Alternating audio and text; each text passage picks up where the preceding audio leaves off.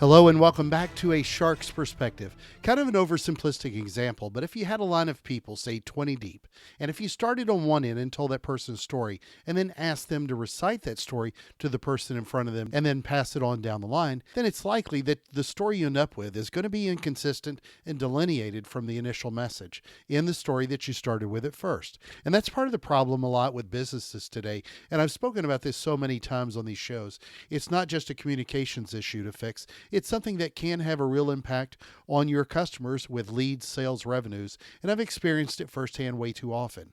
Jim Karrh is a consultant at DSG, a speaker, a podcast host, and the author of The Science of Customer Connections, Manage Your Message to Grow Your Business. And on this episode, we'll discuss consistent messaging versus mixed messaging, the customer conversations and problem solving, sales enablement, neuroscience, the Arkansas Alps, Stepford Wives, needs more cowbell, and a lot more. So let's tune in to a customer connection scientist with a customer connection shark on this episode of A Shark's Perspective.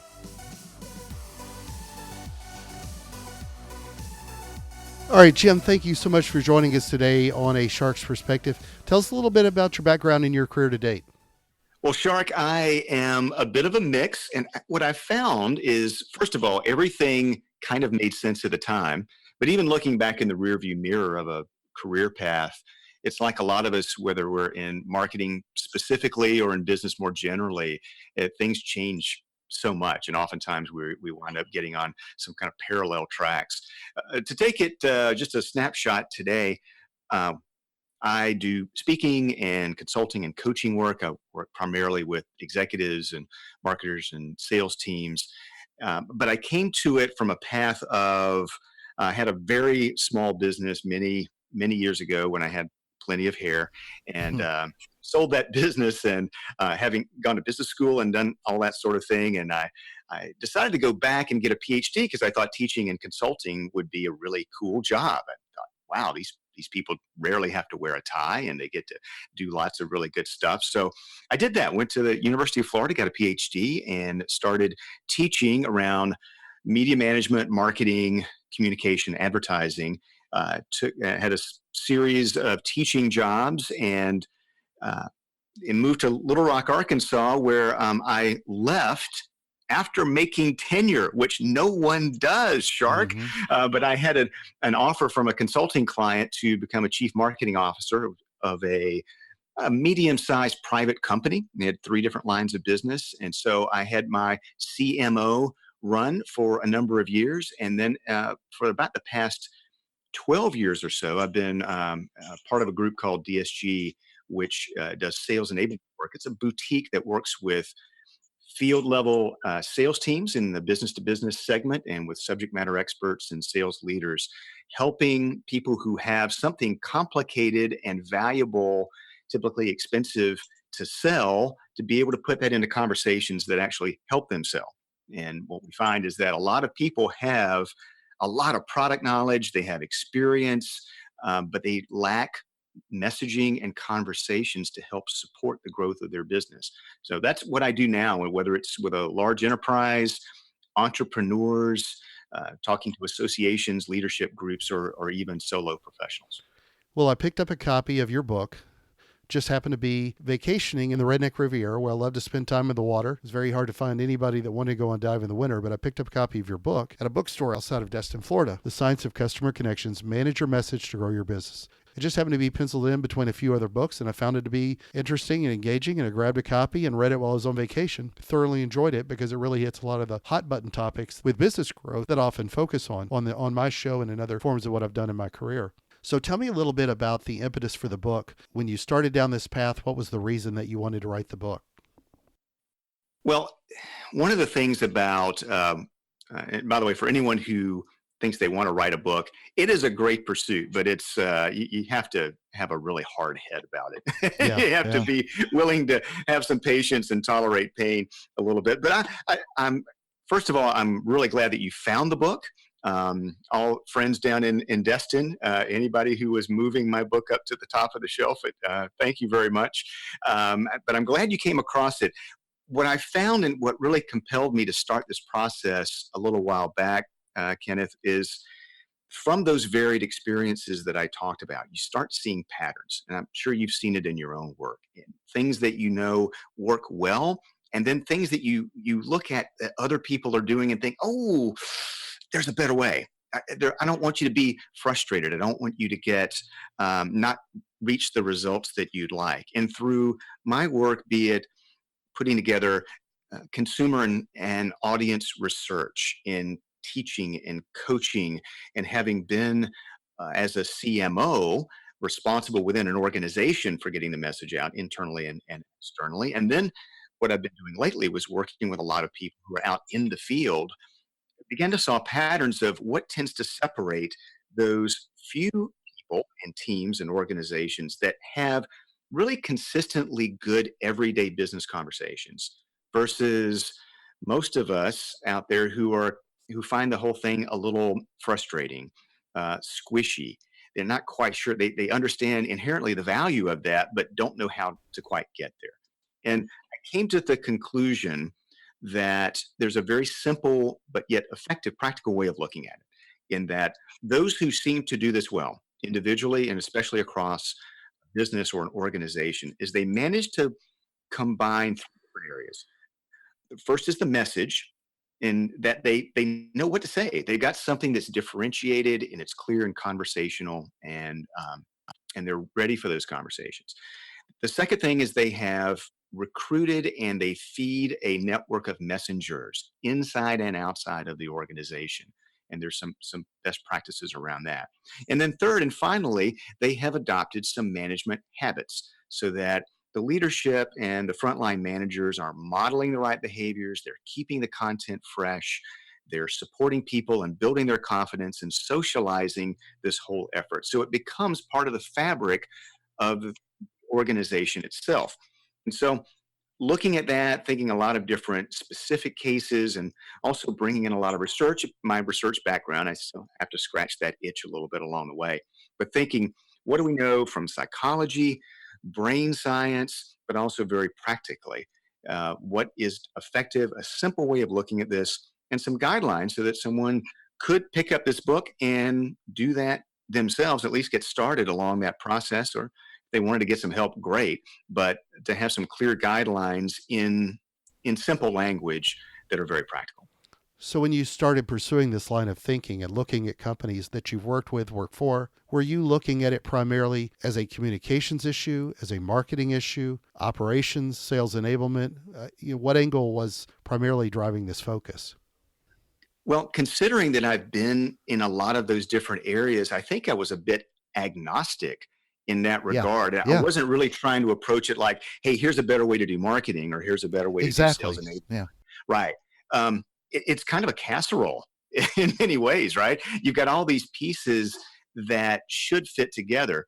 And of course, the reality today is that, especially you get into an organization of any size, is that there's always been the silo problem. People get in different business units, marketing separated from sales, it's separated from product, it's separated from service and installation, and all of those sorts of things. But of course, people's work patterns are different today. So more virtual work, people that are Well, the not agencies. necessarily in the same place. Well, the Yeah, external agencies you work with, that creates an amazing amount of extra siloed efforts. exactly. So the silos are far away. You've got virtual versus physical. You have generational differences now, both inside of the company and in the customers that you serve. So there's a lot of separation and a lot of gaps that are there. So what I've found is there, without getting too simplistic, is there a more holistic, just again, practical, everyday way? So whether you're leading a marketing team, or if you're leading a business unit or leading an organization, or just thinking about your own behaviors, if you've got a small business, how can you bring those pieces together regardless of what the title is or what business unit you found yourself drawn to? Well, so when you're going in providing consulting as a service to look at better ways of aligning messaging to make it clear, what areas of companies do you find tend to be the guiltiest? Not that it's intended to be a communications issue or a marketing issue or operations or whatever, and I'm not trying to name names, but what area of the company tends to tilt the message the wrong way the most? Well, you could get me into a lot of trouble if I'm starting to point fingers too much in one area. tell you, there's some, this might be helpful too. And I think your listeners can, this would resonate with them as well. And there are areas where it can go wrong in different units and different perspectives and different wants and needs that will come from different units. So let's say, for example, in marketing, and we're painting with broad strokes here, right?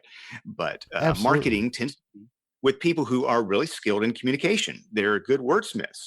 So they also want a real sense of consistency. You have a lot of expertise in the digital world. What we want is consistency with what's on our website and in search in those areas digitally with what's happening in the analog conversations, say that the sales team's having, or in a partner selling channel environment, installation, maintenance, all those sorts of things, if as it applies. So marketing is really good at wordsmithing, and they want consistency. Now you step over to sales, where you tend to have people who have their portfolio, their way of doing things, and they're less concerned with consistency, Kenneth. They want to do things their way. They want some autonomy. Um, they know the language and the examples and things that they want. And then you get back over, other units again that may be coming into play, and the leadership wants everyone to be working together, and they want the top line to be healthy as well. So everyone has these sorts of things. One example I mentioned in the book, in a fairly generic sort of way, but I've seen this scenario play out time and again in some of the larger organizations, larger corporations, where I've had some visibility to it. There is, as I call it, the deck, the corporate capabilities presentation. It's the, here's what we're all about. And the deck tends to look the same or very, very similar from company to company. And it tends to be very self-focused, and it tends to be not terribly relevant, and all of that sort of thing that we can get into as well. But then you get this disconnect, right? So marketing has worked on the deck for quite some time, and they have a rollout and they have these tools, and it goes to the sales teams. And if at all possible, within the first week, several of the salespeople have modified the deck. They said, well, I don't need slides 6, 7, and 8, and I want to change this, and I want to put something in. So the great consistency that was one of the goals falls apart pretty quickly. So everyone's coming at this. They're trying to get some business result or some personal result, and they're, I think, well motivated, but they just come at it in this different ways. They have different metrics, they have different language, and different compensation systems. Well, so one of the things that I found, whether it's small business and up, or really small businesses, sole proprietors and up, anytime a message starts out with a sole proprietor, he or she knows it exactly well. They know it, what the customer is saying back to them as well. And that's part of what you were talking about earlier. It's not necessarily a sales problem or a marketing problem, or if they're coming from different points of view, different compensation systems. Couldn't agree more. Problem is that a customer doesn't care about, any of that. They don't care about the sausage making process. To me, they only see one brand, regardless of the channels, regardless of the teams, regardless of many silos that people and companies create. So it's so hard for people to start scaling their business to go from that initial message and purpose for most companies. And as you're helping those smaller businesses grow, what do you teach them to help keep that message aligned so that they have the best way to talk about their business and to help them continue to grow that business and still tell the same message? Shark, you bring up It's a a very pain good point. point. There are a couple of things here. One specific to small businesses, and one I think to almost anyone who's going to be a messenger for what they do and for their organization. Specific to small business, this whole thing of what I call the everyday business conversations, the message around what you're doing, small businesses have an edge here because you can move faster. You're closer to customers and prospects, and so you can be more agile and be more tailored in what you're doing there. So this is an area, without changing your pricing, without turning your business model upside down, that the smaller, more entrepreneurial, more agile people and organizations can beat the big guys. That being said, all of us have our brains working against us, in that we, especially I see this a lot with very passionate people, subject matter experts, entrepreneurs, and the like. Sometimes their own passion, their motivation, their good intentions gets in the way of a message which is really about the customer.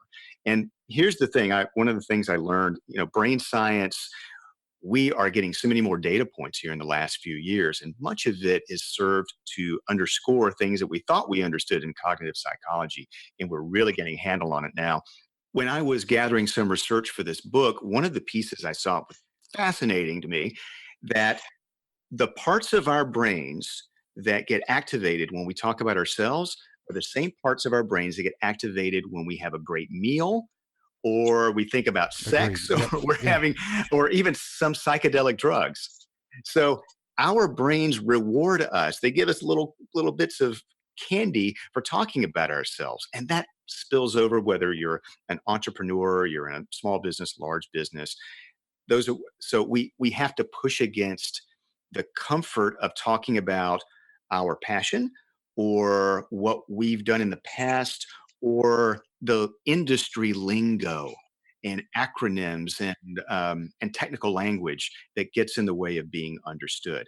So one of the things that I bring, if I'm speaking to a conference, by the way, people who, if you go to the same industry conferences all the time and you're just listening to people in your tribe, it's so easy to get stuck in that language. And every now and then you need some ways to make sure you're breaking out of that. So whether you're an entrepreneur or you're a manager in a big organization, there's a discipline here about clarity of message and habits of keeping clarity of message that I find to be very, very effective and necessary. One thing I've done this before with a group that I was just doing a consulting practice with is I took a group of people in there, and I asked the CEO to be quiet, but I asked the people in the room to write down what the message and purpose of the company was. And of course, it was, say 20 different people, it was 20 completely different interpretations. And not that their words necessarily needed to be written exactly the same way. I wasn't looking for a Stepford type approach. But Right. to your point earlier, to me, it's like the joke when you tell somebody a story initially, it could be about a coffee cup. And if it passes down the line by 20 people, the 20th person doesn't say coffee cup, they say rubber baby buggy bumper. It's amazing how delineated a message can get. So as I was looking at the 20 different responses or so, I don't remember what the number was, but as I was looking at that number of responses, what I noticed, and this was eye-opening to the CEO at the time, was there were some common labels. There was some common stuff that you could see like in a tagline that was used over and over. But it really pointed out that everybody is interpreting it, a different understanding of it completely, well, maybe not completely differently, but to a point where it caused concern, because this doesn't happen with smaller companies for the most part. They all, smallish to a point, to where their message is more aligned. But as they grow and they don't align that messaging, it becomes a real problem, because that then becomes a translation to the customer much differently. And then it becomes what we've labeled now as a customer experience problem, which again is, yes, it's a customer experience problem, but then the customer experience manager, you're trying to figure out, is that a C-suite spot talking to the CEO about the message, or is it somebody that reports to the CMO or CGO, and then there's some sort of weird alignment there? It's amazing how we've butchered this whole process to really not get the messaging of what your company is, and how that then translates to the agencies you work with, to the internal stakeholders and team members, and then how that all works together to speak to the individual consumer who's considering your product or service. What you observe there is, it's visceral, but it's really common. I've had a number of business leaders they'll be so frustrated. They say, Jim, if you went down the hallway or went to the loading dock or went out into the field and you ask 10 people, what's our value prop and whom do we most Exactly. serve? Who's the best fit customer for us?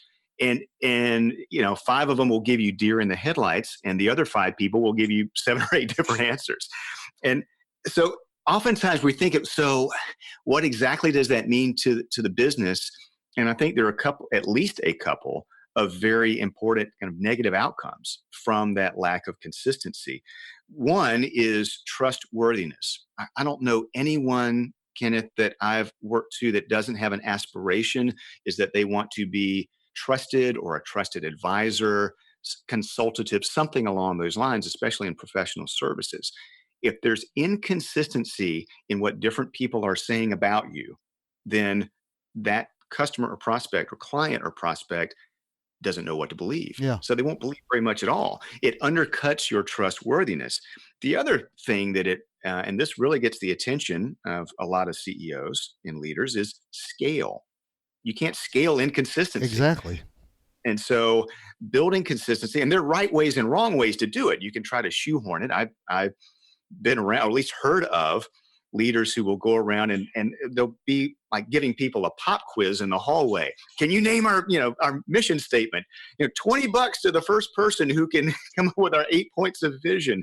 And that tends to not be authentic and conversational, of course. But I think inherently consistency, and as you pointed out, it doesn't have to be the exact same words from each person. We want to be more respectful of that, but thematically, in terms of common stories, common understanding of who is an ideal or a really good fit customer for us. What are the benefits? What do our customers say about us? What's it like to do business with us? There needs to be a common core of understanding and appreciation of that for us to build that consistency and thus to build growth. Yeah, and I don't mean it oversimplistically, like somebody has to recite a phrase down a line of people and tell the same message. But it's not always something as easy as targeting just a B2C type brand where your product or service, you're trying to resonate that clear message with a person. When you think about how much more advertising we do as well, and a lot of times those advertising campaigns that I've worked on in the past before have been off message with what the sales or the marketing or customer service team is also saying. And then just add another complexity to that. If it's a B2B client where it's a longer sales cycle and even better place to muddy a message along, the lines of, 20 or 50 decision makers along with procurement and as well, it becomes quite a big problem. And it resonates with a phrase that I've used at so many conferences, which is the confused buyer says no. And it is a problem with messaging. So this is an easy question to start because it's the intro to your book. What is the best way for a company to talk, or for someone to talk about a business? At its heart, it's to talk about a business from the perspective of a customer who has a problem. Thank you. And build everything back. Yeah. And talking about the problem in the way that the customer would see that problem today. And it may be a very apparent problem, like I have a fever. Or I hurt, my elbow hurts. Yeah. Exactly. More cowbell. Or it may be something that is below the surface. It's causing some sort of symptom, and you help them see what's causing it. But you better start from the standpoint of that customer, and the problem isn't that they haven't bought your stuff yet. By the way, it's or the lack of you in their life. It's Exactly. how would they define it today? Maybe talking to a friend or a colleague. Well, and I think one of the things I loved is that you referenced one of my favorite coaches early on in the book, Lou Holtz. Kind of unpack, if you will, the story about Lou Holtz. It was I was looking for some different quotes, and I've loved listening to Coach Holtz on a few occasions. Same here. What Yeah. he says and the manner in which he says it. Yeah. And Can I you will do it with a probably lisp? Yeah. I won't try to do a Lou Holtz impression. There are others who do it far better than I do. But and I'm paraphrasing here a little bit. I put the quote in my own book, and I can't recite it verbatim. But yeah, he basically says, don't tell people your problems. Exactly. And people, a lot of people don't care, and then most people are glad that you have the problem. Yeah. Never tell your problems to anyone. 20% don't care, and the other 80% are glad that you have them. Exactly. And that's a little harsh, but I think the point is very well taken. Is people are more focused on their own problems, Yeah. and they should be. Okay, we've got our own survival and prosperity instincts, so it's the problem for a seller, for a marketer, for anyone running a business is not that you got to make quota. Or it's not that you're not well understood, or you're trying to get your expansion plans going. It's starting from that standpoint of, again, as much as you can get there in the customer's language, what the customer's problem is. Then you can start. You can be very helpful to them if you can meet them there. That is, in many ways, a working definition of empathy, and we know how important empathy is in your message and your market approach. From a science of customer connections and managing that message, how can this improve sales and revenue? What about, your background at Mountain Valley Water? Take us through what maybe you went through on the brand side as to how that tactic worked to build sales and revenue. I'll tell you a story about Mountain Valley that may help frame this. And then my experience there, I'll tell you, Kenneth, between leading marketing there and then working with a lot of salespeople now, I think there's kind of a natural inclination to bring them together. And I'll explain how I think that works today best. Here's the story about sometimes getting a fresh look at your own business and the messaging that you're sending. So, as brief background for your listeners who might not know Mountain Valley Water, it's a small brand, it's a niche brand. It comes from one source, a spring site that's protected there near Hot Springs, Arkansas. And it's actually the oldest continuously produced brand of bottled spring water in the United States. I came into this when the category of bottled water was really growing quickly. And in Yeah. fact, now it is the largest single beverage category in the Yeah. US. Well, it's the But Arkansas Alps version of Perrier. that's a great way of putting Yeah. it. I wish you and I had spoken I'm when I creating a was category. So, messaging. yeah. But I came in and we were a little bit different. Again, everything came from one spring side. We bottled in both glass and plastic. We had a very niche customer base, but we were not growing. This company had just been flat in terms of revenue while the category was going crazy. And you get a lot of these new entrants from overseas, like Fiji, that were getting a lot of attention and doing very well. And one of the things that I did very early on is take a look at just the packaging and the portfolio and some of the messages there. Well, we had on some of our packages there, there was a label, and the label had three mountains on it. The mountains were snow covered. There was a river running between them. You had these big evergreens around them, and said Mountain Valley Spring, bottled at the source in Hot Springs, Arkansas. We were having a management meeting at evaluated these, and so we've got my colleagues around the table in the conference room. And one of the things I said is, we're looking at our portfolio. We need to change this label. Well, Kenneth, you've been around executive types when talking to marketers, and it was, oh, Yeah. you marketing folks always want to change the label. Yeah. What's wrong with it? And I said, well, let's be real here. So we have three snow-covered mountains with a river running among them, right? Right. We also are very proud that our water comes from a single spring source in Arkansas, right? Right. Can anyone here tell me where the snow-capped mountains of Yeah, Arkansas are? exactly. I've never seen them. And by the way, if we have this pure, wonderful spring water, we don't want people thinking river water.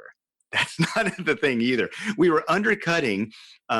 It was, somebody well intentioned years ago and had this thought of, oh, well, let's call it Mountain Valley. So, well, let's do these mountains and a valley and river and all that, of thinking what that ought to look like rather than being real about what we were.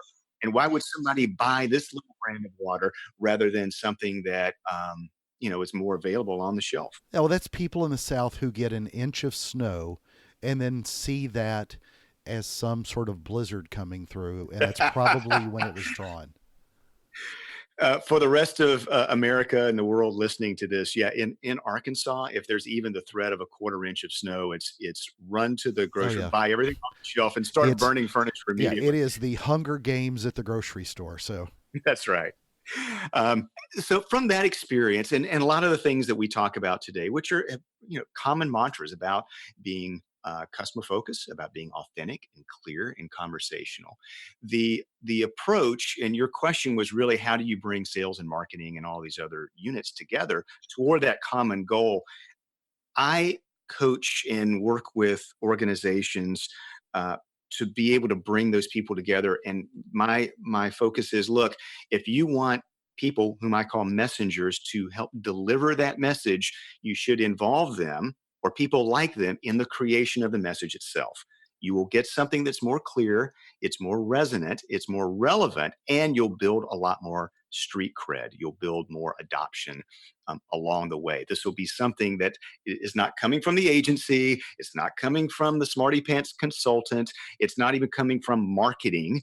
It's coming from all of us who are involved in these conversations with our customers and prospects. And so that's something that the process that I go through for those who want me to help guide them through that process is we create it together and we get some people who represent those different business units and come together with a more or less common language, and we put it in a playbook. So not a script, but we don't say everybody does it their own way, because then you're still going to have the situation of the 20 people that you referenced before, where everyone kind of understands something different and they say something different. So you really have to involve them, I think, in the creation of the message and the championing that message inside and out as you go along. So, Jim, there are no sharks in in the Arkansas lakes, and none in the Arkansas River that I've ever heard of. I don't know of any bull sharks that have swam that far inland into Arkansas. But I have to ask, since you're on a shark's perspective, what is your favorite kind of shark and why? I'm no shark expert, but of course, since I've listened to the podcast, I knew the question was coming. I think my favorite is the hammerhead, just because it's so unique. It is kind of like a giraffe or a duck-billed platypus. It can't be confused with any other being on the face of the earth. I'd say my least favorite, though, is the great white. Not because I've had any, thankfully, not had any direct experience, but I remember as a preteen watching the movie Jaws for the first time, and that was so freakish that that for a while there, I was looking out of the corner of my eye, in the swimming pool to see if there's a dorsal fin popping up. I've been swimming with sharks. It is such a misalignment of messaging that has gone on because of the movie Jaws, which I love, and then all the other crappy movies that were shark related that I still watch, but they are curious creatures, not these just nonstop killing machines that have been portrayed. But I don't go in there, like I said earlier, I don't go in there with a Cheeto on the end of my hand either and some barbecue sauce.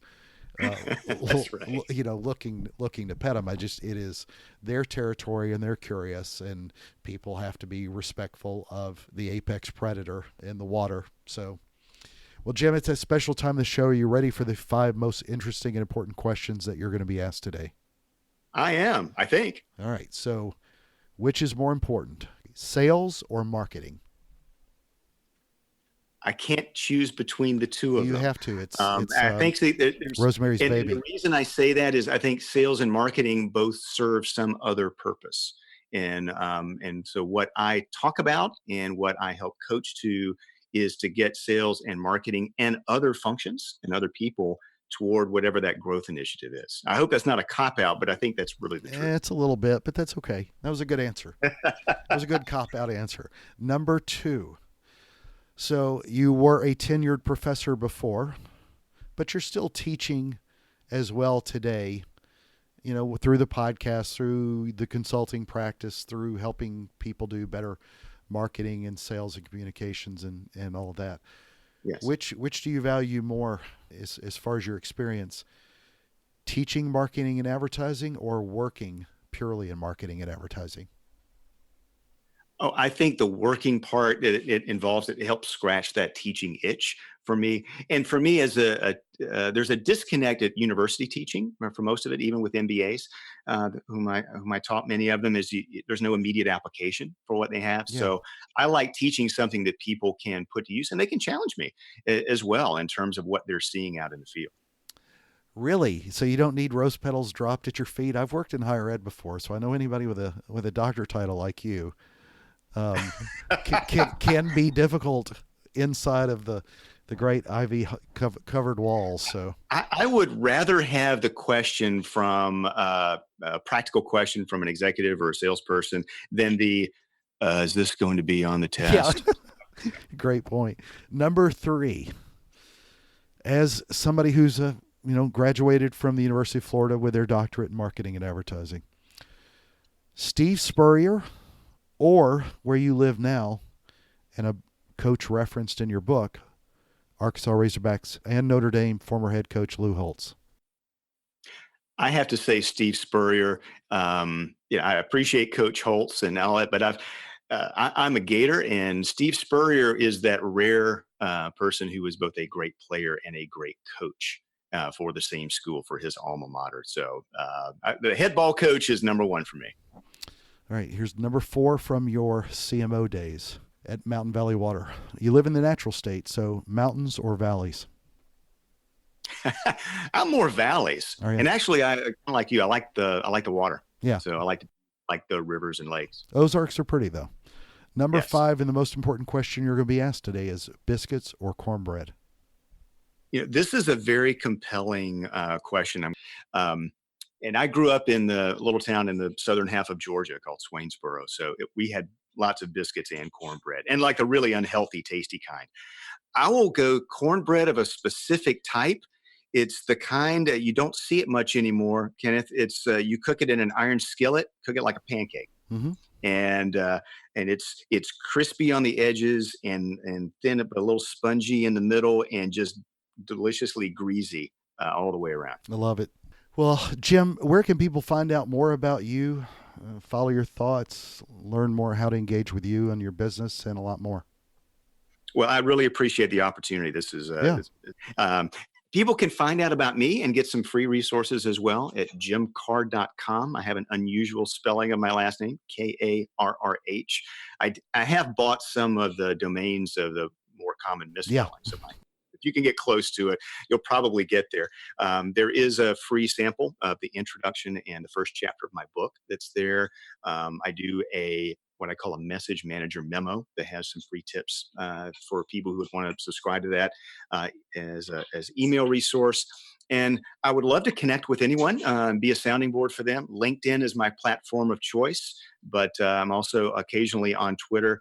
And if you are part of a group, a company, a conference, an association, a leadership meeting, that this growth message is something that's high on people's priority list, then get in touch with me. We can talk about maybe some ways to bring that message to you and your group. Excellent. Jim, go Hogs. And thank you so much for being with us Go today Gators. on A Shark's Yes. Perspective. Thank you so much.